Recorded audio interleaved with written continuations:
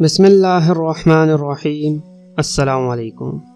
جنگ انگورا، جسے جنگ انقرہ بھی کہا جاتا ہے، کوئی عام جنگ نہیں تھی۔ اس جنگ میں سلطان بایزید یلدرم کی شکست نے سلطنت عثمانیہ کو ہلا کر رکھ دیا تھا۔ امیر تیمور نے سلطنت عثمانیہ کے تمام ایشیائی مقبوضات ان سے چھین کر واپس ان ترک سرداروں کے حوالے کر دیے، اور سب سے بڑھ کر یہ کہ عظیم سلطنت عثمانیہ کا طاقتور ترین سلطان اب امیر تیمور کا قیدی تھا۔ آل تیمور کا مؤرخ شرف الدین علی لکھتا ہے کہ جب بایزید یلدرم کو قیدی کی حیثیت سے دستے بستہ امیر تیمور کے سامنے لایا گیا تو امیر تیمور نے بڑھ کر اس کا استقبال کیا اور اس کے ہاتھ کھلوا کر عزت و احترام کے ساتھ اسے اپنے پاس بٹھایا۔ پھر اس کی حالت زاری پر افسوس کرتے ہوئے کہنے لگا، اگرچہ تمام تر احوال اللہ تعالیٰ کے ارادے کے مطابق پیش آتے ہیں اور کسی دوسرے کو حقیقتاً کوئی اختیار نہیں ہوتا، تاہم انصاف اور حق یہ ہے کہ تم پر جو مصیبت آئی ہے وہ خود تمہاری لائی ہوئی ہے۔ تم نے ہر بار حد سے تجاوز کیا اور بالآخر مجھے انتقام پر مجبور کیا، لیکن پھر بھی چونکہ تم نے اس دریا میں کفار سے جہاد کیا ہے، میں نے بہت کچھ برداشت کیا اور ان حالات میں جو فرض ایک دور اندیش مسلمان کا تھا اسے بجا لایا۔ میری خواہش تھی کہ اگر تم میری اطاعت قبول کر لیتے تو میں مال و لشکر کے ساتھ جتنی تمہیں ضرورت ہوتی تمہاری مدد کرتا، تاکہ تم اطمینان و قوت کے ساتھ کفار کے خلاف جہاد کرتے اور بے دینوں کے شرک کی شوکت کو فنا کر دیتے۔ لیکن تم نے سرکشی اختیار کی، یہاں تک کہ حالات یہاں تک آ پہنچے، سب جانتے ہیں۔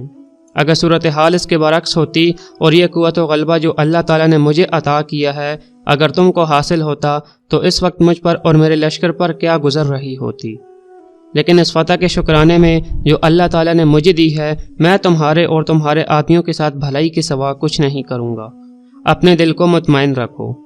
سلطان بایزید یلدرم نے اپنی غلطی کو تسلیم کیا اور آئندہ کے لیے امیر تیمور کی اطاعت کا وعدہ کیا۔ امیر تیمور نے اسے خلعت شاہانہ پہنا کر مزید لطف و عنایت کی توقع دلائی۔ سلطان بایزید کی خواہش پر قیدی شہزادے موسیٰ کو رہا کر کے اس کے پاس بھیج دیا۔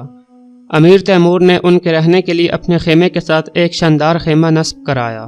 چند ایک عالی مرتبہ امراء کو بایزید کی خدمت کے لیے مامور کیا، لیکن یہ سب مراد سلطان بایزید کے زخمی دل کے لیے نمک کا کام دے رہی تھی۔ شاہی خیمہ بھی اسے کسی قیدی خانے سے کم نہیں لگتا تھا۔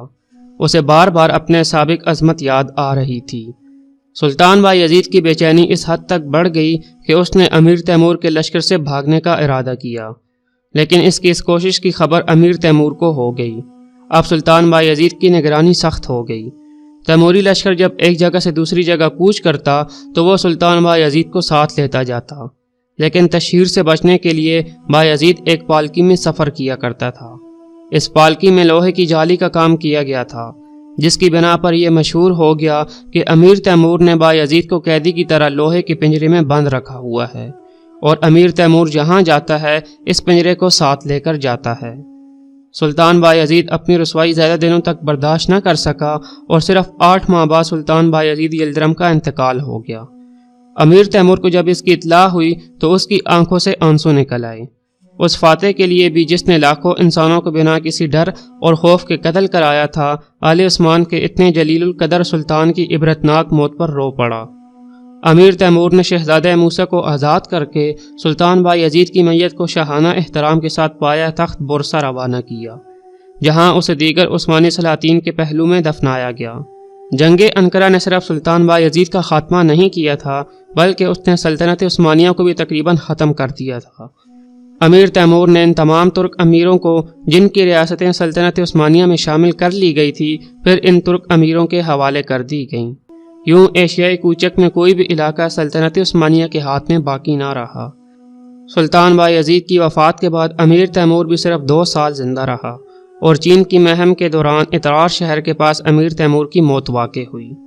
اسی کے ساتھ اس ویڈیو کا اختتام ہوا۔ مجھے دیجیے اجازت۔ اللہ حافظ۔